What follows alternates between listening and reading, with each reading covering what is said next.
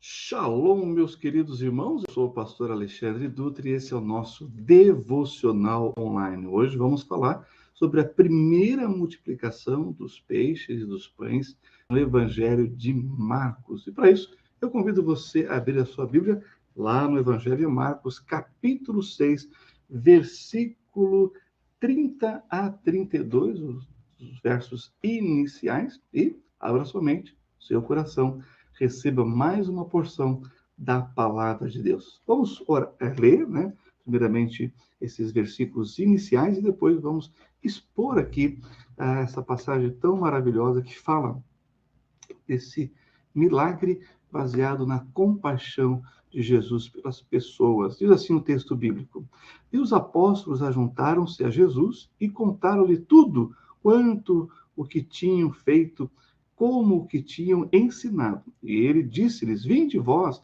aqui à parte, a um lugar deserto, e repousai um pouco, porque havia muitos que iam e vinham, e não tinham tempo para comer. E foram sós num barco em particular para um lugar deserto. Muito bem, aqui nós então temos a finalização daquilo que foi dado como a missão dos 12 apóstolos pelo Senhor Jesus nos versículos anteriores. Então, o Marcos aqui, ele conclui, né, sobre a missão dos 12 apóstolos, iniciando, então, uma nova fase, um novo momento aqui na narrativa do texto bíblico. Bem, quando olhamos para esse aspecto, a gente vai perceber pelo menos algumas coisas. Primeiro, a admiração pelo resultado da missão e um descanso merecido aos 12 apóstolos que trabalharam semanas, uma semana, duas, três, não sabemos, mas que trabalharam um bom tempo pregando, ensinando a palavra de Deus nas vilas, aldeias e nas cidades por onde eles foram enviados. E agora, o merecido descanso num lugar calmo e tranquilo, como o deserto. E assim, então, se inicia aqui aquilo que vai ser conhecido como o milagre dos pães e dos peixes.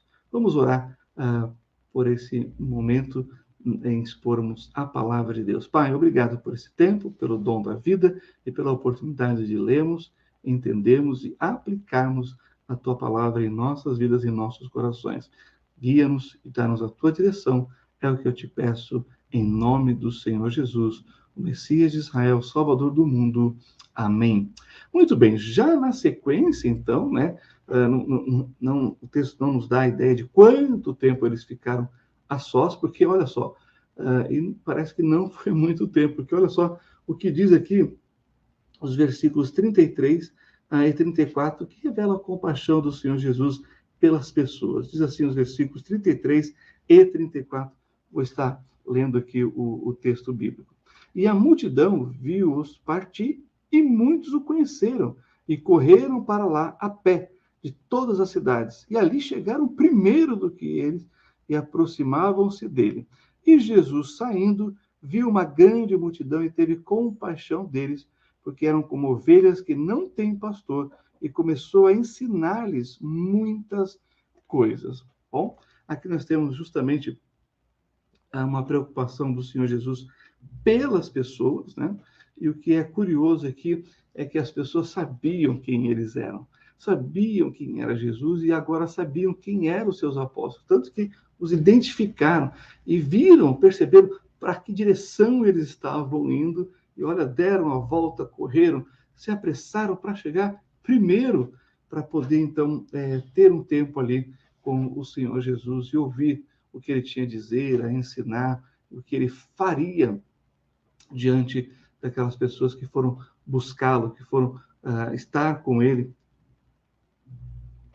ali naquela região da Galileia. Muito bem. O que nós temos aqui é algo importante para destacar. Primeiro, o texto diz que eles foram a pé de todas as cidades e chegaram, né, antes do Senhor Jesus com os seus apóstolos. Isso mostra para a gente que eles não tiveram muito tempo para descansar, não. Essa que é a grande verdade. Segundo, o Senhor Jesus olha para eles e tem grande compaixão.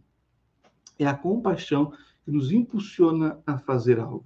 A gente fica sabendo, a gente olha, a gente percebe, a gente entende, a gente sente e aquilo nos impulsiona a fazer algo em favor de outrem, né? De outras pessoas. E é isso que o texto mostra para a gente. E diz também o texto que ele viu aquela multidão como ovelhas sem pastor, ovelhas que não têm pastor. Essa é uma figura muito clara do Antigo Testamento, né? Temos, assim, a pessoa que mais bem ilustra isso, o rei Davi, que foi pastor de ovelhas, depois foi o rei de Israel, né? Cuidando ali do povo, das 12 tribos de Israel. Bem, a ideia aqui que o Senhor Jesus quer transmitir para a gente é que as ovelhas sem a direção de um pastor, elas podem se distanciar e se perder do rebanho e se tornarem presas fáceis, já estando sozinhas dos seus predadores naturais. Também que a ovelha sem pastor não tem uma visão muito boa, embora uma audição excelente tem, né, as ovelhas, a visão não é boa, então precisa ali realmente do pastor estar conduzindo, guiando, direcionando. Mas também tem a ideia espiritual. Assim como Davi foi colocado para reinar sobre o povo, governar o povo de Deus em nome de Deus, essa era a sua posição como rei, também traz a questão espiritual, de que um pastor, então, é aquele que alimenta, é aquele que cuida, é aquele que livra dos perigos, é aquele que dá direção e que ajuda a ovelha ser fortalecida e vencer, no caso da vida espiritual, o pecado que pode destruir a sua vida, bem como de sua própria família. Então, é essa ideia que Jesus está querendo expressar ao dizer que aquela multidão estava sem direção, sem orientação, sem cuidado, sem a proteção divina e espiritual na sua questão de fé, na sua questão de vida com Deus, de vida espiritual e da sua vida em relação, né, às sagradas escrituras. Então, é o que nós encontramos aqui nessa expressão do Senhor Jesus. Uma outra questão também muito interessante é que Jesus estava ensinando para eles. Olha só, Jesus percebe ali uma certa fragilidade espiritual daquelas pessoas e por isso ele vai ensinar, porque o ensinamento vai fortalecer, vai trazer para eles a compreensão daquilo que Deus quer que saibamos. Por isso, a importância fundamental do ensino da palavra de Deus. Vamos ver que não é só isso, né? Ele vai alimentar essas pessoas, mas parte disso, do conhecimento, porque o conhecimento da verdade liberta, transforma, fortalece, dá rumo, direção, prepara a gente para fazer as coisas que devem ser feitas. E o que se destaca aqui, talvez, é que Jesus provavelmente ensinou para eles sobre Deus, sobre a família, sobre a vida e sobre a fé. E muitas outras coisas. Tanto é que se prolongou ali por muitas horas. Olha só, aqui a preocupação dos discípulos nos versículos 35 e 36. Vou ler aqui no texto bíblico. E como o dia fosse já muito adiantado, os seus discípulos se aproximaram dele e lhe disseram: o lugar é deserto e o dia está já muito adiantado. Despede-os para que vão aos lugares e aldeias circunvizinhas e comprem pão para si, porque não tem que comer. Bom, o que é muito interessante aqui é que o Senhor Jesus realmente ficou muito tempo ensinando e parece que as pessoas estavam gostando, porque ninguém foi embora. As pessoas continuaram ali, estavam falando, né? A palavra de Deus estava falando com elas, a palavra de Jesus estava alimentando. E os discípulos tiveram uma preocupação legítima aqui pelo povo, mas ignoraram que o mestre queria ensiná-los. Aí que está. A gente nunca pode perder essa sensibilidade espiritual. Aquilo que é espiritual e que está sendo ensinado e falado deve ter uma prevalência sobre as demais coisas. Não que as demais coisas não sejam importantes. Por isso que Jesus diz: buscai, em primeiro lugar, né, o reino de Deus e a sua justiça, e então as demais coisas serão acrescentadas. Jesus estava preocupado com um todo, mas ele tinha que partir de algo específico, particular. Isso era justamente o ensino da palavra de Deus, o ensino das Sagradas Escrituras. Aí temos a expressão muito interessante de Jesus, virando para os discípulos, né? Ele diz, né? Dai-lhes vós de comer. Olha que interessante os versículos 37 a 40. Ele, porém, respondendo, lhes disse, dai-lhes vós de comer. E eles disseram-lhe, iremos nós e compraremos 200 dinheiros de pão para lhes darmos de comer? E ele disse-lhes, quantos pães tendes? Ide ver. E sabendo eles disseram, 5 pães e 2 peixes. E ordenou-lhes que fizessem assentar a todos em ranchos sobre a erva verde, e assentaram-se repartidos de 100 em 100 e de 50 em 50. Uau! O que nós temos aqui? Algumas coisas muito interessantes e importantes. Primeiro, os discípulos analisaram a situação e chegaram à conclusão que precisavam de 200 dinheiros. Aqui é o termo para denários, né? Aqui é uma tradução do português para denários. Denário queria dizer que um denário, 200 denários aqui, ou 200 dinheiro, era 200 denários. Um denário representa um dia de trabalho. Então, eu queria que seriam 200 dias de trabalho. Olha, dos 365 dias, 200 dias de trabalho para comprar em pão e assim poder sustentar essa multidão que já vamos saber o número dos homens, e aí você tem o número das mulheres e das crianças aproximadamente, tá bom? Mas antes disso, vamos lá. Jesus pergunta sobre o que havia para comer entre a multidão. E os discípulos, então, encontram esses 5 pães e 2 peixes, né? E João vai dizer que é de um garoto, um rapaz, que foi precavido. Ele foi ouvir Jesus e a sua mãe provavelmente falou, não vá sem o alimentinho, né? Não vá sem o pãozinho, não vá sem o lanchinho, né? É o que os judeus chamam de idishimami, a mãe judia super protetora. E quando o filho vai sair de casa, ela pergunta, levou o guarda-chuva? E o filho diz, mãe, mas não parece que vai chover. E ela diz, mas e se chover? Né? Filho, você está saindo, leva a blusa. Mãe, mas está quente, mas e se esfriar? Essa é a Yiddish Mami, a mãe super protetora. Olha, não esqueça o seu lanchinho, não esqueça aqui de levar o seu lanchinho para aquele momento da fominha durante o dia, né? Ou levar o lanche para a escola, ou para a faculdade, seja o que for.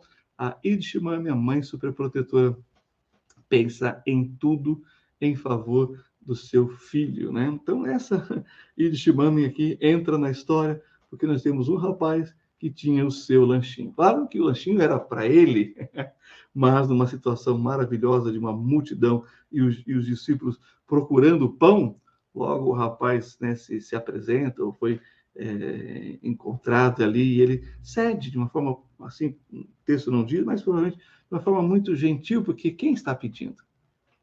Quem está pedindo é o Senhor Jesus. Ora, o que não entregaríamos para aquele que nos deu tudo? É o Senhor dos Senhores, nosso Salvador Jesus. E ele, então, entrega, e isso chega até as mãos do Senhor Jesus. Mas você poderia perguntar, assim como os discípulos também, né? Com certeza deram esse ar, né, de questionamento. Mas o que é isso para uma grande multidão, para milhares de pessoas?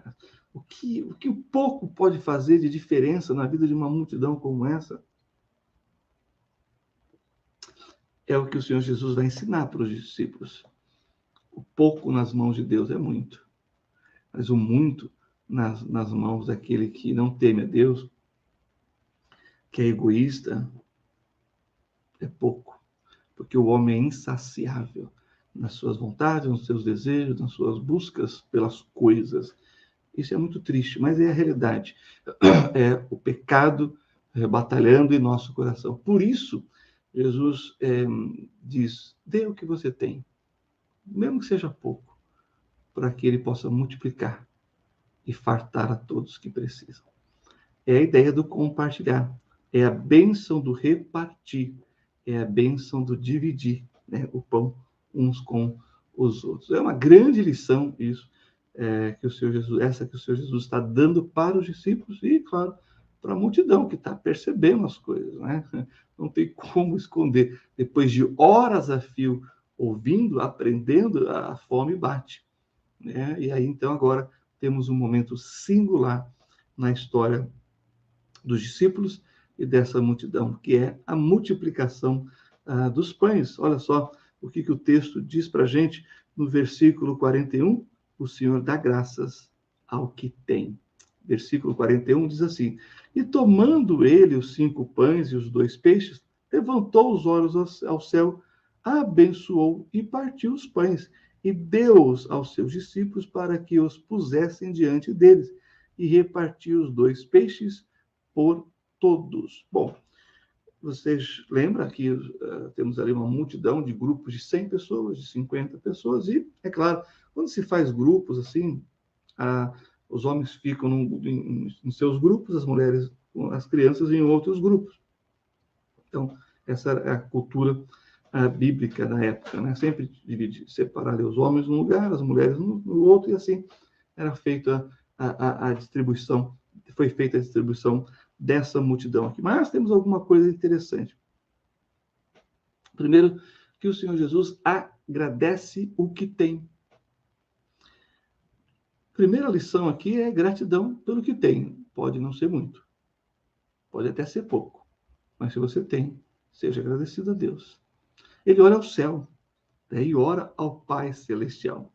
Ele podia ali fazer uma manifestação assim, circense, né, como aqueles mágicos que a gente vê tirando o coelho da cartola, fazendo as coisas da frente do povo, deixa a gente admirado, né, com aquela ilusão de ótica que eles são capazes de fazer, de realizar. Jesus podia ter feito um showzinho, né? Essa que é a verdade, mas não. Ele ora ao céu, ele ora agradecendo. O resultado do milagre é sempre após a oração, né?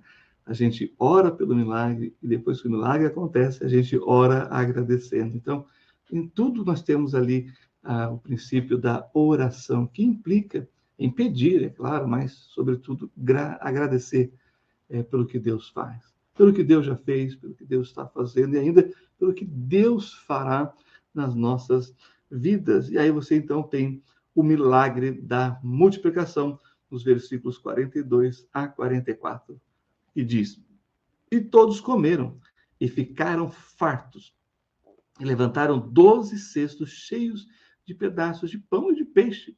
E os que comeram os pães eram quase 5.000 homens. Uau! Então, nós temos aqui 3 aspectos importantes depois do milagre da multiplicação dos pães. Primeiro, todos ficaram saciados.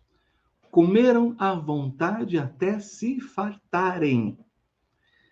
Não houve ali, né, aquilo que a gente diz aqui, né, de uma ração supervisionada, dividida aos pouquinhos, para que, né, ninguém ficasse sem. Não, todos comeram abundantemente, se fartaram, se saciaram.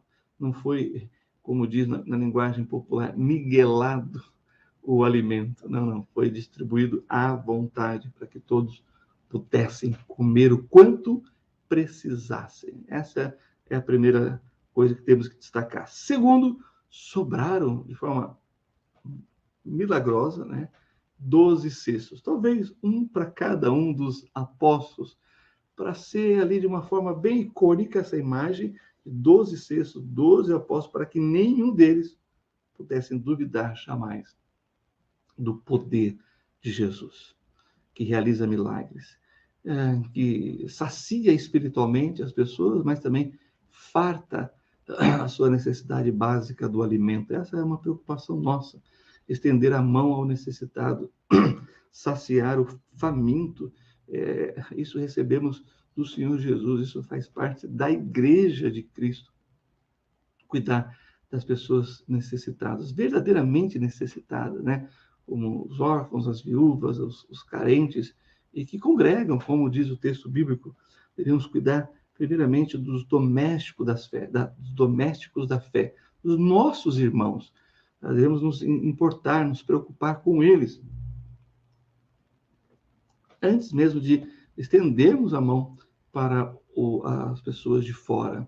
Esse é um princípio bíblico. Cuidar primeiro dos nossos. E, claro, também não sermos indiferentes à necessidade do outro, dos que estão de fora. É o que Jesus fez aqui, saciou a todos. E aí você tem os quase 5.000 homens, né? Se você pensar que aqui o termo, né, grego é só falando homens mesmo no sentido específico de gênero e não no sentido genérico de gênero, então nós teríamos aí mais talvez 10, 15 outras 1.000 pessoas, né, entre mulheres e crianças, porque a multidão estava lá, e a multidão realmente implica homens, mulheres, adultos, idosos e crianças. Então, nós estamos falando aqui que esses 5 pães, esses 2 peixinhos, saciaram entre 15 a 20.000 pessoas. Uau! É por isso que é um milagre isso daqui. Por isso que as pessoas ficaram admiradas, por isso que os apóstolos não tinham o que falar depois disso, a não ser aprender a lição. E qual é a lição aqui? Não limite o poder de Deus. O poder de Deus é ilimitado. Ele é o El Shaddai, o Deus Todo-Poderoso. E a segunda lição, não há nada mais poderoso do que a compaixão. O amor de Jesus por aquelas pessoas fez com que o milagre acontecesse. E olha que interessante. O Senhor estava saciando a alma daquelas ovelhas. Depois ele pôde saciar o físico. A necessidade espiritual e a necessidade material. A compaixão nos leva a cuidar do homem como um todo. Por isso que Jesus falou que eram ovelhas sem pastor. Não tinha ninguém ali alimentando-as espiritualmente, nem ajudando-as a alimentar-se materialmente nas suas necessidades. O Evangelho faz isso. O Evangelho transforma o homem por inteiro. Então não se esqueça disso. Não limite o poder de Deus. E a compaixão é que nos move a fazer a obra de Jesus. Que o eterno Deus de Israel te abençoe ricamente em nome do Senhor Jesus. Pai, obrigado por esse tempo em torno da tua palavra. Te louvamos e agradecemos por entendermos essas coisas. E ajuda-nos, ó Deus, a termos compaixão pelas outras pessoas e a reconhecer que não há limites para o teu poder. É o que eu te peço e oro assim no nome precioso do Senhor Jesus. Amém. Amém, meus queridos irmãos. Então, que Deus abençoe ricamente a vida de cada um de vocês e até o nosso próximo devocional. Shalom, que Deus abençoe. Tchau, tchau.